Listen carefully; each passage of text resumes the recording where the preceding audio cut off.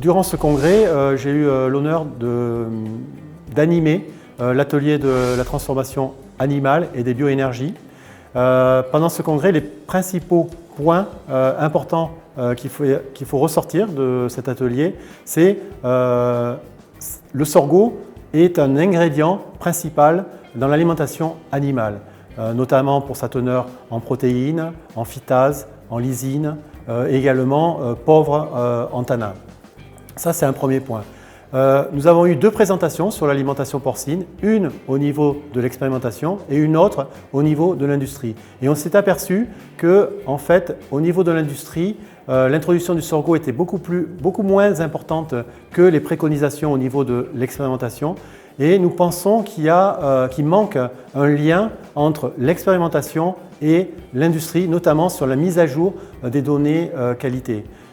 Nous avons aussi eu une présentation d'une entreprise russe qui produit 79 000 œufs par an, qui, elle, nous a expliqué qu'elle introduisait 7% de sorgho dans les rations.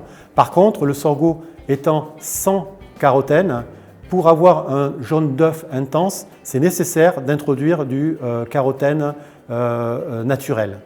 L'autre point important, ça a été des présentations sur les bioénergies, notamment Total Energy, qui courageusement bascule aujourd'hui vers les bioénergies pour diminuer son empreinte carbone. Et également, nous avons eu une présentation d'un Brésilien qui nous a parlé de la biomasse, mais également des bioéthanols.